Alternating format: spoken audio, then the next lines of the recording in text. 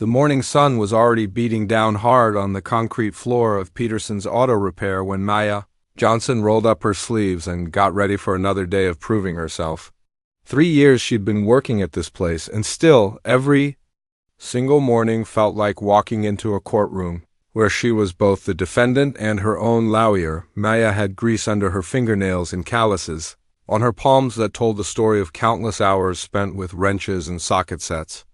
At 26, she could diagnose engine problems just by listening to the sound a car made when it pulled into the bay. But that didn't matter much to her coworkers, who still acted like she'd stumbled into the wrong building every time she showed up for work. The other mechanics at Peterson's were nice enough guys on the surface. They'd nod and say good morning, maybe ask about the weather. But when it came to the real work, the complicated repairs that required skill and experience, somehow Maya always got stuck with oil changes and tire rotations. The fun stuff, the challenging problems that made her heart race with excitement, those always seemed to find their way to someone else's workstation. "Hey, Maya," called out Pete, one of the senior mechanics, as he wiped his hands on a dirty rag. "Think you can handle changing the brake pads on that Honda over there?" Nothing too complicated. The way he said it, with that little smile that wasn't quite mean but wasn't exactly kind either, made Maya's jaw tighten just a bit. She nodded anyway. "Sure thing, Pete." Because what else was she going to say? She needed this job and jobs. Like this didn't grow on trees, especially not for someone who looked like her in a field, where most faces were white and male. Maya had learned to pick her battles carefully. She'd bite her tongue when customers asked to speak to one of the real mechanics, or when her suggestions got ignored in team meetings only to be praised when one of the guys repeated the exact same idea 5 minutes later. She'd learned to let her work speak for itself, even when it felt like nobody was listening. The morning dragged on with the usual routine. Maya finished the brake job faster and cleaner than most of the other mechanics could have managed, but nobody seemed to notice. She was just starting to think it might be another ordinary Tuesday when she heard it. The deep, rumbling roar of a motorcycle engine that seemed to shake the entire building. The sound got louder and louder until it was practically vibrating through the concrete floor and up into everyone's bones. All conversation in the shop stopped. Wrenches stopped turning. Even the radio seemed to get quieter, though that was probably just everyone straining to hear what was coming their way. Then the bike appeared in the doorway of the main bay, and Maya felt her breath catch in her throat. It was a beautiful machine, a Harley-Davidson with chrome that gleamed like liquid silver even in the fluorescent lights of the garage. But it wasn't the bike that made everyone freeze. It was the man riding it. He was big, probably 6 feet tall, and built like someone who didn't spend his time behind a desk. His arms were covered in tattoos that disappeared under a black leather vest, and that vest was covered in patches. Maya didn't need to read them all to know what they meant. The skull and wings were enough. Hell's Angels. The man shut off the engine, and the sudden silence felt almost as loud as the noise had been. He pulled off his helmet and looked around the shop with eyes that seemed to take in everything at once. His hair was gray at the temples, and his face had the kind of lines that came from years of sun and wind and probably a few things that were none of Maya's business. Pete and the other mechanics suddenly discovered urgent work that needed their immediate attention. Tools started clanking again, but Maya could tell everyone was just moving things around, trying to look busy while staying as far away from the visitor as possible. She watched Tommy disappear into the parts room like he'd just remembered something crucial he needed to find back there. Maya stood her ground, partly because she was curious and partly because someone needed to help the customer. That's what he was. After all, a customer with a bike that clearly needed work. The man's eyes found hers across the garage, and he started walking over. His boots made heavy sounds on the concrete, and Maya could hear the little jingle of chains hanging from his belt. Up close, she could see more details in his patches, club names and places she'd never been. Numbers and symbols that probably meant something important to people who understood that world. "Excuse me, miss," he said, and his voice was rough but polite. "You folks fix motorcycles here, or just cars?" Maya glanced around the shop. Pete was suddenly very interested in organizing his toolbox, and she could see the other guys finding reasons to be anywhere but near this conversation. "We work on bikes sometimes," she said. "What's the problem?" The man looked surprised, like he hadn't expected her to answer. "You're a mechanic?" Maya nodded. 3 years now? What's going on with your ride?" He studied her face for a moment, and Maya got the feeling he was trying to figure out if she was serious or just being polite. "It's been running rough," he said. "Finally, especially when I'm accelerating. Started about a week ago, and it's getting worse." Maya looked past him at the Harley. It was an older model, probably from the early 2000s, but someone had taken good care of it. The chrome was spotless, and she could see fresh oil on the engine block where someone had been checking levels recently. "Mind if I take a listen?" "She," asked Dot the man. She still didn't know his name, nodded, and walked back to the bike. He started it up again, and Maya moved closer to listen to the engine. She could hear it right away, a slight hesitation in the rhythm, like the engine was stumbling over itself every few seconds. "Rev it up a little," she called over the noise. He twisted the throttle, and the hesitation got worse. Maya nodded and gestured for him to shut it off. "Sounds like transmission trouble to me," she said. "Could be a few different things, but I'd need to get inside to tell you for sure." The man looked at her with something that might have been respect. "You can tell all that just from listening?" "Bikes talk to you if you know how to listen," Maya said. "Question is, do you want me to take a look, or would you rather wait for one of the other guys to free up?" She glanced back toward where Pete was still organizing the same drawer he'd been organizing for the past 10 minutes. The man followed her gaze and seemed to understand the situation. "What's your name?" he asked. "Maya." "I'm Tank," he said, extending a hand that was about twice the size of hers. "And I'd be grateful if you'd take a look at my bike, Maya. These other guys seem pretty busy." Maya shook his hand, noting the firm grip and the calluses that matched her own. "Let me get my tools," she said Dot as she walked toward her toolbox. She could feel every eye in the shop watching her. Pete had finally given up pretending to organize and was staring openly. Tommy had emerged from the parts room and was whispering something to another mechanic. Maya could imagine the conversation. What was she thinking, working on a Hells Angels bike? Didn't she know what kind of trouble that could bring? But as Maya selected her wrenches and prepared to dive into the most interesting repair job she'd had in months, she found herself not caring much about what the others thought.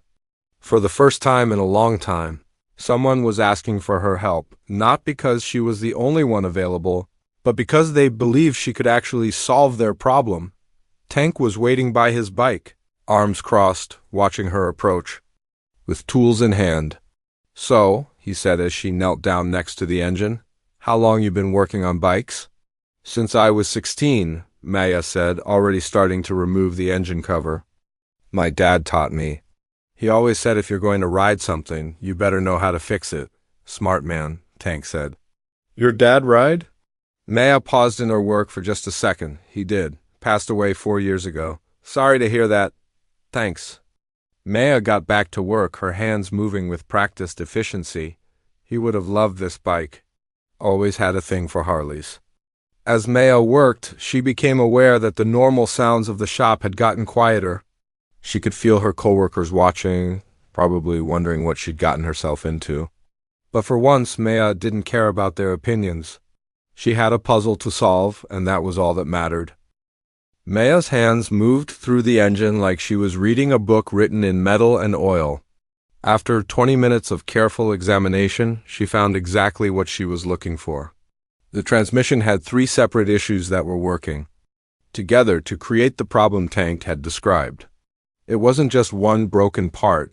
It was a combination of worn gears, a loose connection, and a seal that had started to fail. "Well?" Tank asked, lighting up a cigarette as he waited.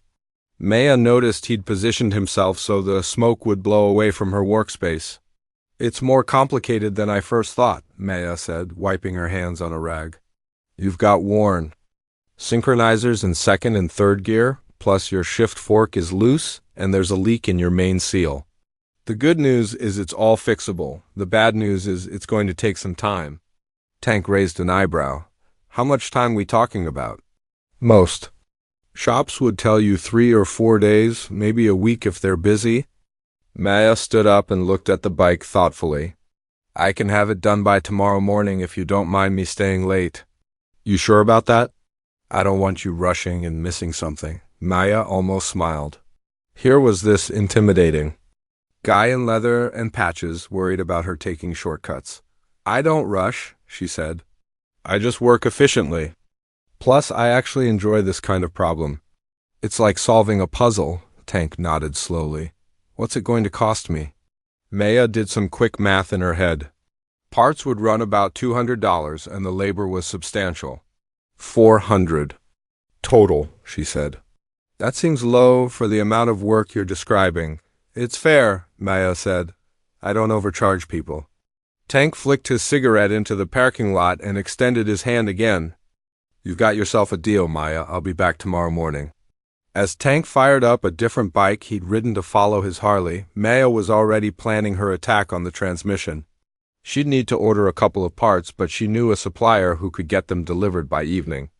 The work itself would be methodical and time-consuming, but it was exactly the kind of challenge that reminded her why she'd fallen in love with mechanics in the first place. The rest of the afternoon flew by. Maya called her parts supplier, cleared her schedule, and started the careful process of disassembling Tank's transmission. Word had gotten around the shop about her unusual customer, and she could feel the other mechanics watching her when they thought she wasn't looking. You sure you know what you're doing with that thing? Pete asked around 4 o'clock, sidling up to her workstation. Same thing I always do, Maya replied without looking up from her work. Fix what's broken. Yeah, but this is different. That guy, he's not like our regular customers. Maya finally looked up at Pete. How so?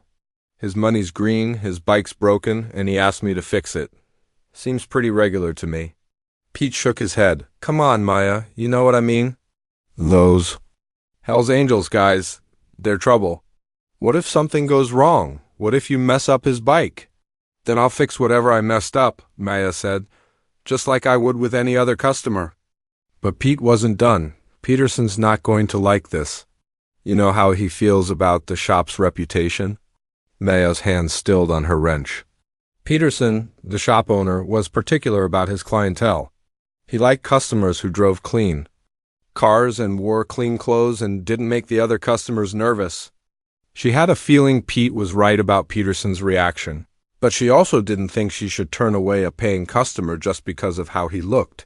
Peterson's not here, Maya said finally, and Tank's bike needs work. That's what we do. Here, Pete shrugged and walked away, but Maya could tell he was going to say something to Peterson as soon as he got the chance. She tried not to think about it as she continued working. The parts arrived at 6:30, just as Maya was finishing the disassembly. She sent the other mechanics home and settled in for a long evening of precision work. The transmission rebuild required complete focus.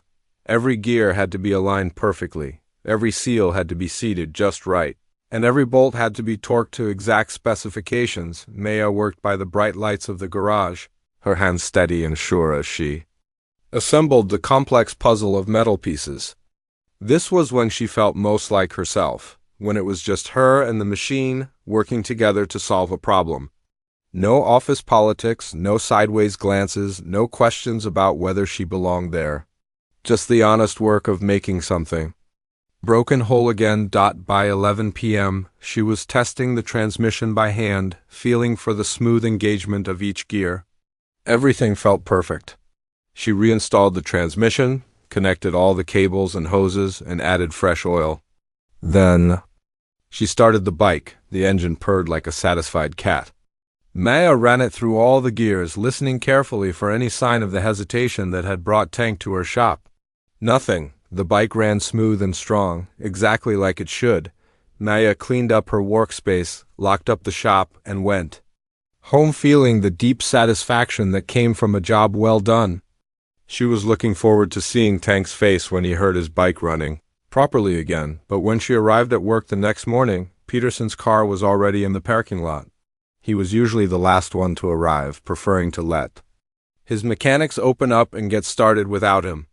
Maya felt a knot form in her stomach as she walked through the front door.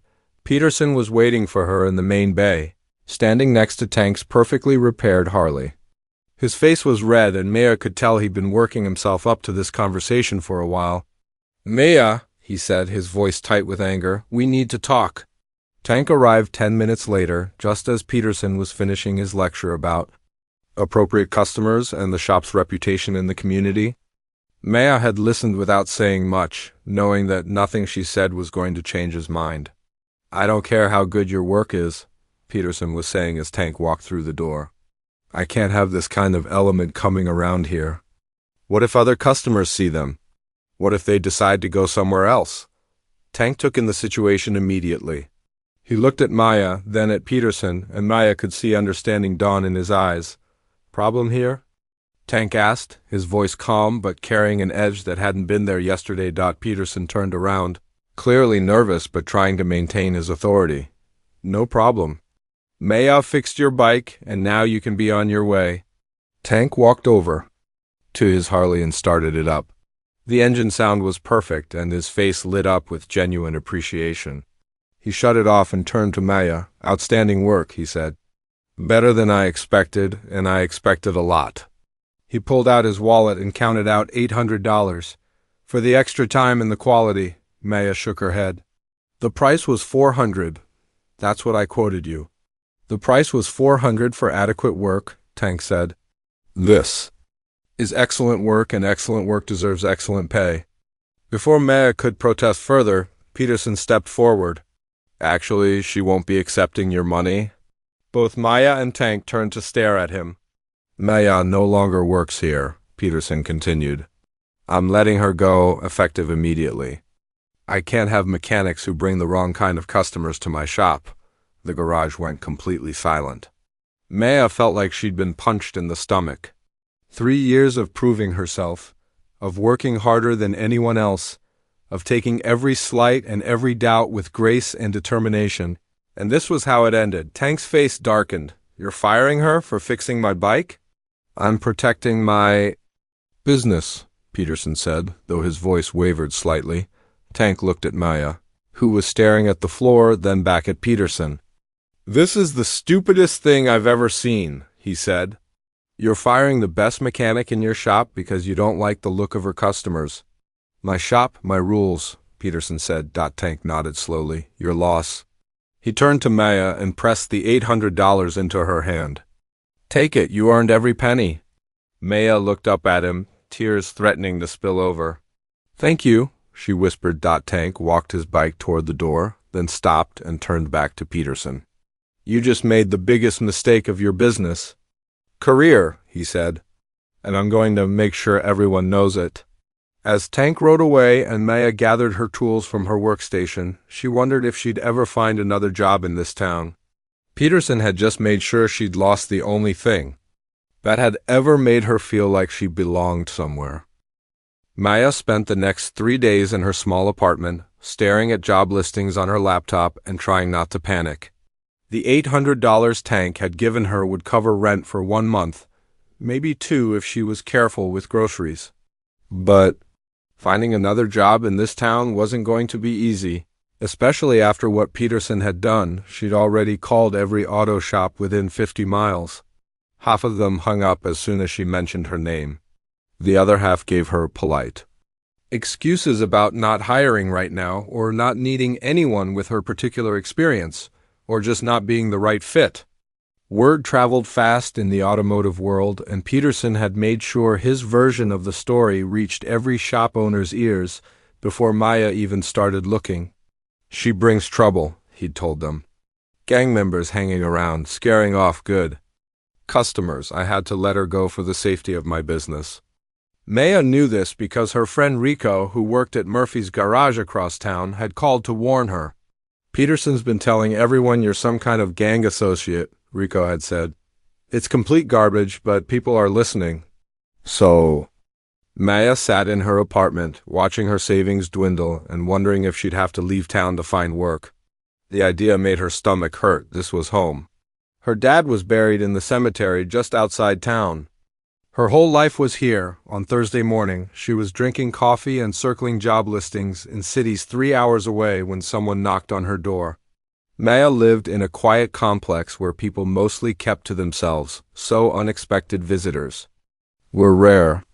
She looked through the peephole and nearly dropped her coffee mug. Tank was standing in the hallway, looking somehow smaller without his motorcycle and leather vest.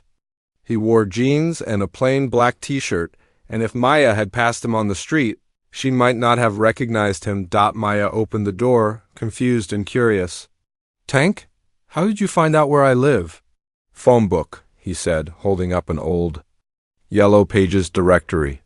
"There's only 3 M. Johnsons listed, and you were the second one I tried." He paused, looking uncomfortable. "Can we talk? I've got something I want to run by you." Maya stepped aside and let him into her small living room. Tank looked around at the neat space, the bookshelf full of automotive manuals, the small table where Maya had been spreading out job applications, the framed photo of her and her father, standing next to his old Triumph motorcycle. "Coffee?"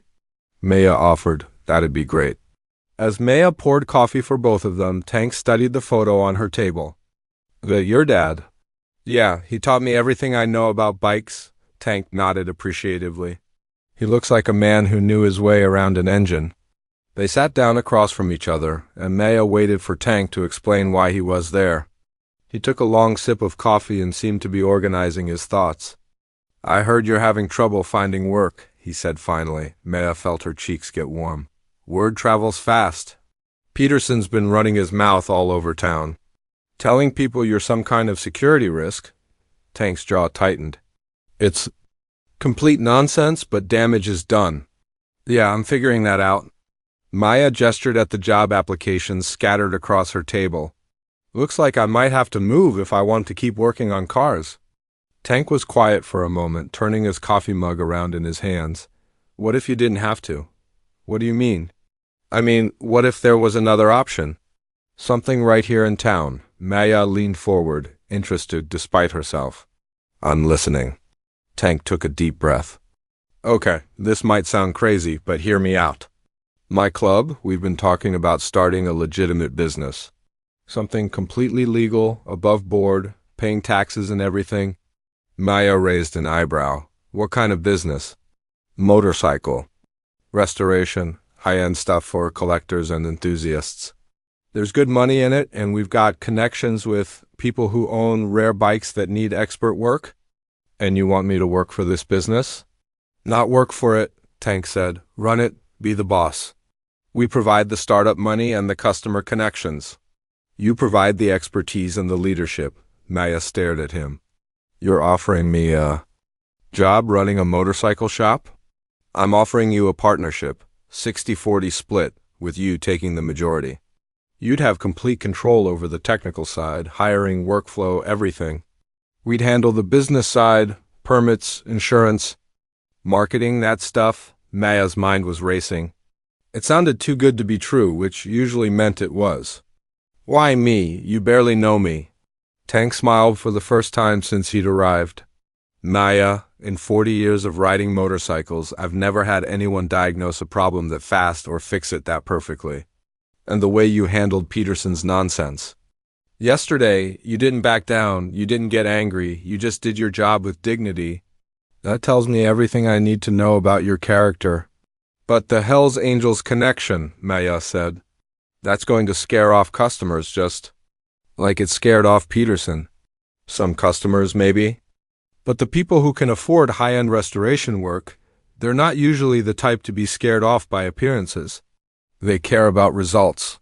Tank leaned forward. "Besides, we're not talking about advertising our club affiliation. This would be your business with your name on it."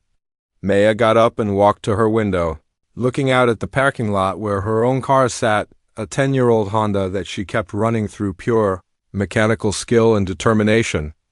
The idea of having her own shop, of being able to work on interesting projects without someone looking over her shoulder and questioning her abilities, was incredibly tempting. "What's the catch?" she asked without turning around. "No catch." "Well, one condition. Some of our bikes would need service sometimes, just like any other customer." But everything legal, everything on the books. Maya turned back to face him. And if it doesn't work out, then we shut it down and you keep whatever equipment you want as severance. But I don't think it's going to come to that. Tank reached into his back pocket and pulled out a folded piece of paper. I took the liberty of looking at some potential locations. There's a garage space for rent on the other side of town. Big enough for 4 cars or about 8 motorcycles, plus office space and room for parts storage. Maya unfolded the paper and found herself looking at a rental listing for exactly the kind of space she dreamed of having someday. The rent was reasonable, and the location was perfect, visible from the main road, but far enough from Peterson's shop to avoid any territorial issues. "You've really thought this through," she said. "I've had 3 days to think about it. Ever since I watched Peterson throw away the best thing that ever happened to his business." Maya sat back down, her coffee forgotten. "I have to ask, why are you doing this? What do you get out of it?" Tank was quiet for a long moment. "You know, people look at guys like me and they make assumptions. They think we're all criminals, all troublemakers. Most of the time, I don't care what people think. But sometimes it gets old, being judged before people even know who you are." He paused, looking at the photo of Maya and her father again. "Yesterday you didn't judge me. You looked at my bike, listened to the problem, and fixed it better than anyone's ever fixed anything for me. You treated me like a regular customer, even though your coworkers were acting like I was going to rob the place." Maya nodded slowly. She was beginning to understand. "I want to build something legitimate, something that proves we're more than what people assume we are. And I want to do it with someone who judges people by their character instead of their appearance." Tank stood up and set his empty coffee mug on the table.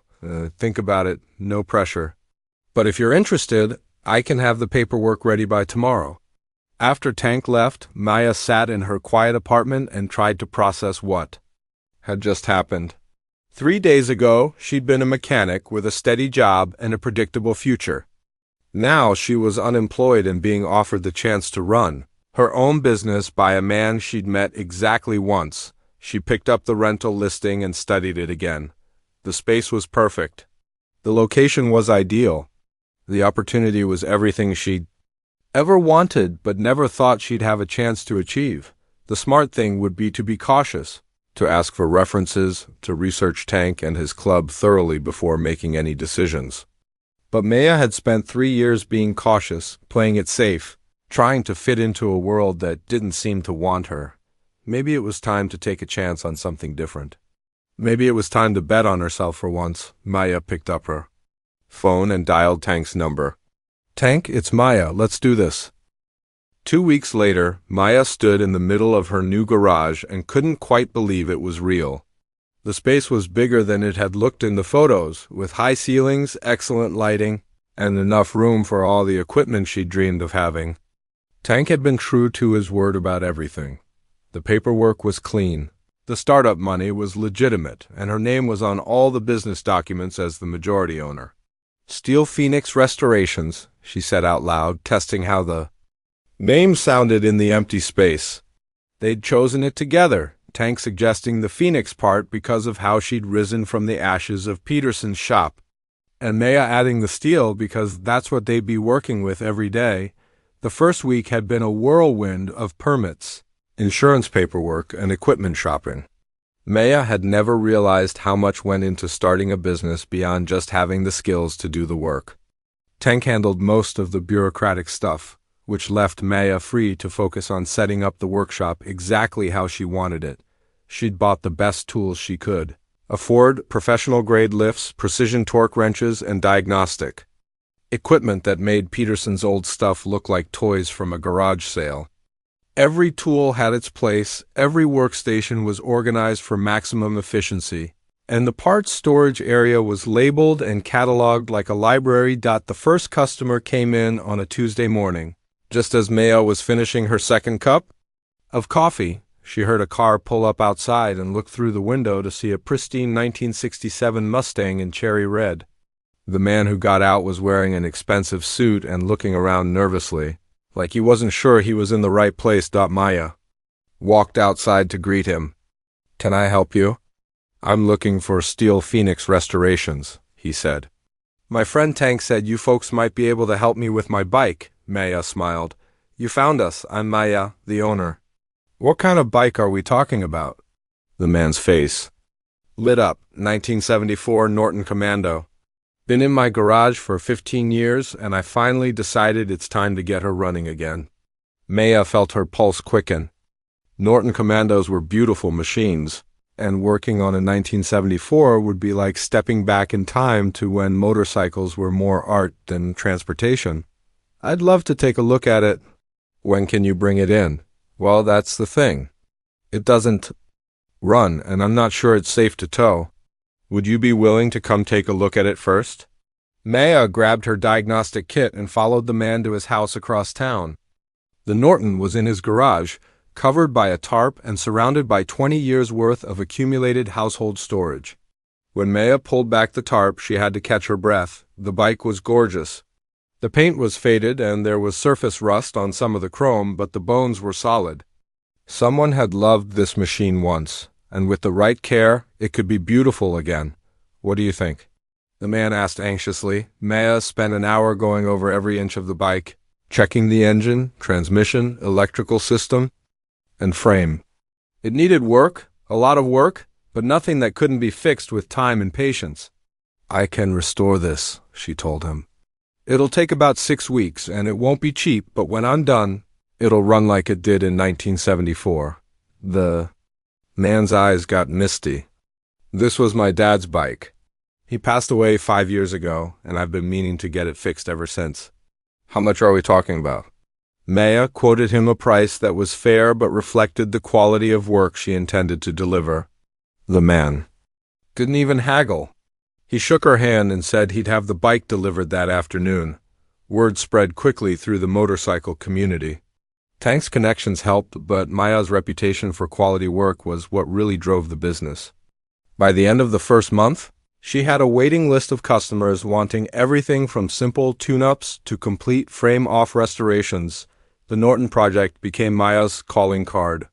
She documented every step of the restoration process, taking before and after photos that showed the incredible transformation from rusty relic to showroom-quality machine.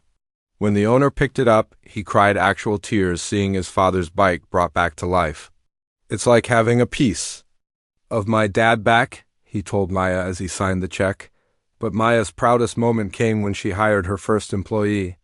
Destiny was 19 years old, fresh out of technical school, and struggling to find anyone willing to give her a chance in the male-dominated automotive world. She reminded Maya of herself at that age, passionate, skilled, and frustrated by the doors that seemed permanently closed. I know exactly how you feel, Maya told Destiny during the interview.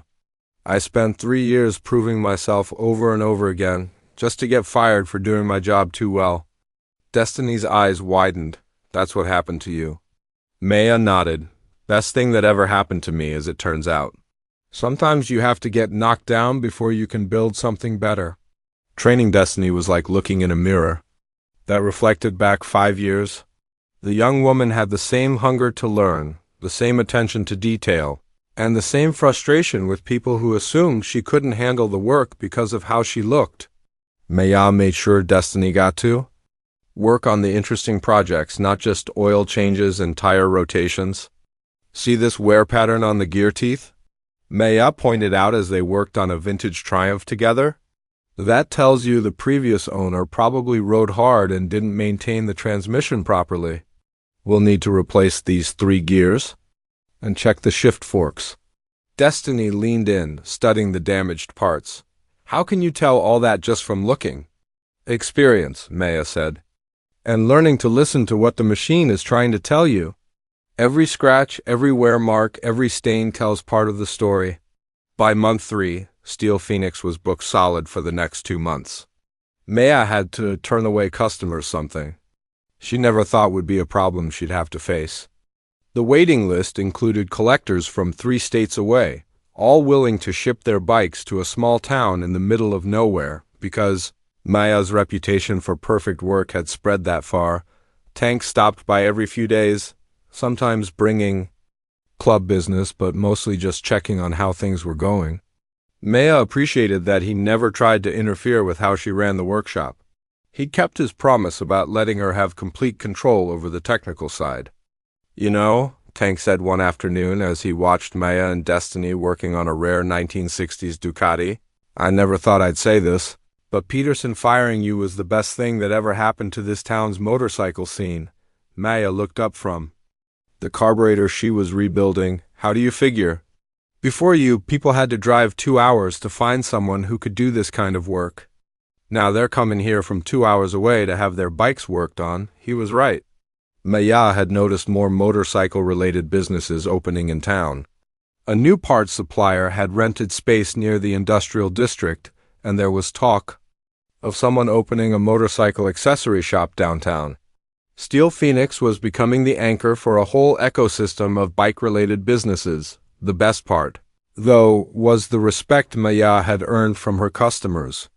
These weren't people who questioned whether she knew what she was doing or asked to speak to the real mechanic. They came to her specifically because they'd heard she was the best, and they treated her work with the appreciation it deserved. One evening, as Maya was locking up the shop after a particularly satisfying day of work, her phone rang. She didn't recognize the number, but when she answered, the voice was familiar. "Maya?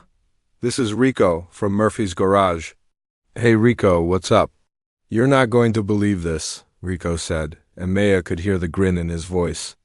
"Peterson's shop is closing down." Maya stopped walking toward her car. "What?" "Bankruptcy. Turns out losing customers to your new place was the last straw.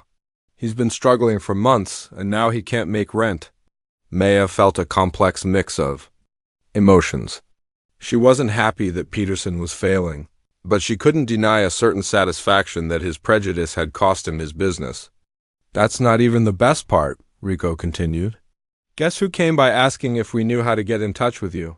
"Who?" "Peterson himself wants to know if you're hiring." Maya almost laughed out loud.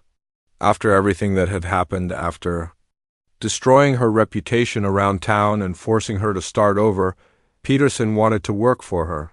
"What did you tell him?" "Told him he'd have to call you himself if he wanted to grovel properly." As Maya drove home that night, she thought about how much her life had changed in just 3 months. She'd gone from being an employee who had to fight for respect to being a business owner with more work than she could handle. She'd gone from working on oil changes and brake pads to restoring rare, vintage motorcycles that would be displayed in museums and private collections. Most importantly, she'd proven to herself that taking a chance on something new, even when it seemed crazy, could lead to opportunities she'd never imagined possible. Tomorrow, she'd get back to work on the 1969 Honda CAB 7.5 that a collector had shipped from California, specifically for her to restore.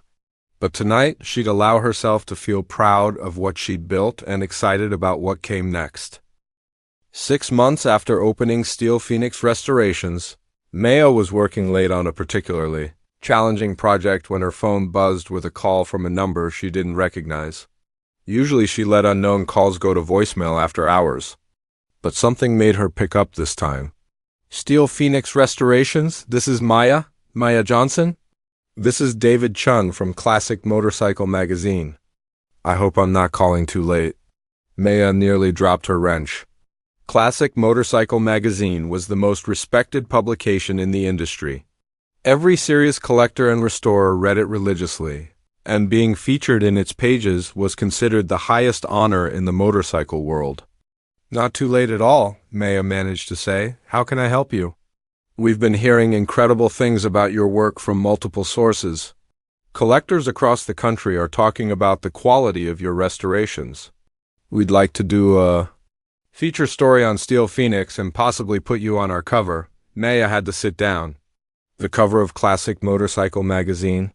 3 years ago, she'd been changing oil and rotating tires while her coworkers questioned whether she belonged in the shop at all. "I'd be honored," she said, trying to keep her voice steady. "Excellent. We'll send a photographer and writer out next week if that works for you. We want to showcase not just your technical skills but your story, how you built this business, and what makes your approach to a restoration special."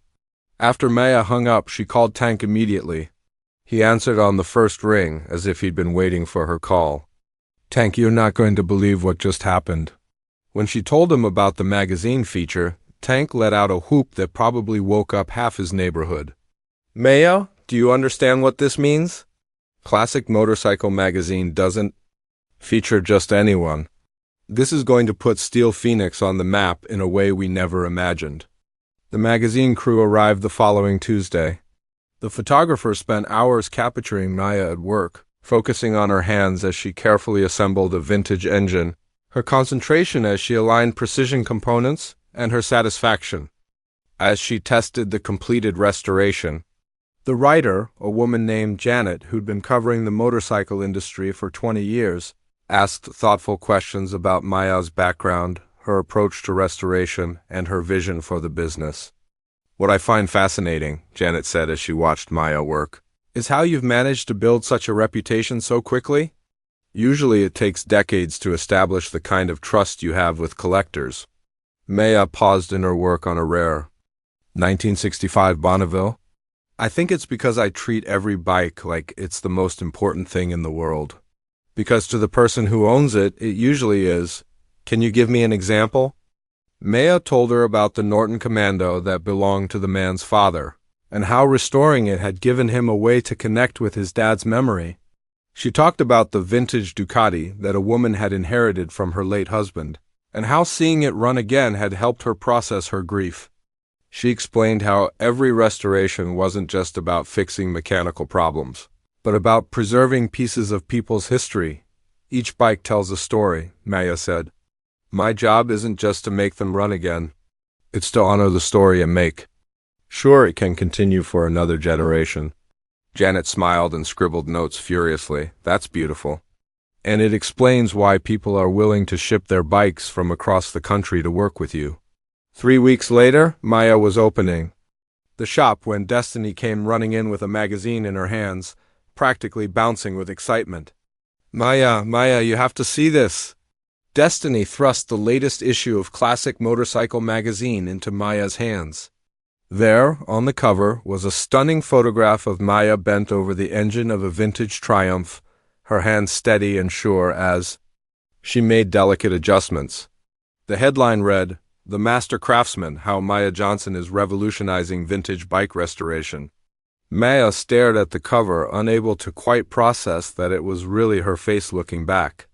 She opened to the feature article and found 6 pages of photos and text that portrayed her not just as a skilled mechanic, but as an artist and a storyteller who happened to work with metal and engines. The article talked about her journey from Peterson's shop to Steel Phoenix, though it focused more on her innovative restoration techniques and her philosophy of preservation than on the discrimination she'd faced. Janet had written about Maya's attention to detail, her ability to source impossible-to-find parts, and her talent for bringing dead machines back to life in ways that honored their original character while improving their reliability. She doesn't just restore motorcycles, the article concluded. She resurrects them, breathing new life into machines that carry decades of history and emotion. In an industry dominated by men, Maya Johnson has proven that skill, passion, and integrity matter more than gender or background. She represents the future of motorcycle restoration, technical excellence combined with deep respect for the past. The phone started ringing before Maya had finished reading the article. The first call was from a collector in Texas who wanted to ship his 1971 Norton Interstate for a complete restoration. The second was from a museum in California asking if Maya would consider working on their vintage motorcycle exhibit. By noon, she'd received inquiries from 12 states and 3 countries. Tank stopped by that afternoon, grinning from ear to ear as he carried in a bottle of champagne. Have you seen the online forums? He asked. Every motorcycle website is talking about the article. You're famous, Maya. But the most satisfying call came later that week. Maya was working in the shop when her phone rang, and she was surprised to see Peterson's name on the caller ID. She almost didn't answer, but curiosity got the better of her. Hello, Peterson. Maya. His voice sounded smaller than she remembered. Less confident. I saw the magazine article. Congratulations. Thank you. There was a long pause. I also heard you might be looking to expand, maybe buy some equipment. Maya had heard through the grapevine that Peterson was liquidating his shop equipment to pay off debts. I might be interested in some items, depending on the price. I was hoping we could make a deal. I've got some good tools, and I know you could use them. Another pause. Maya, I also wanted to ask ... Are you hiring? Maya almost smiled. Here was the man who'd fired her for doing excellent work, asking if she'd give him a job. The irony was almost too perfect. I might have an opening for a general mechanic, she said finally. Basic maintenance, oil changes, simple repairs. The pay would be $15 an hour. She could hear Peterson swallow hard.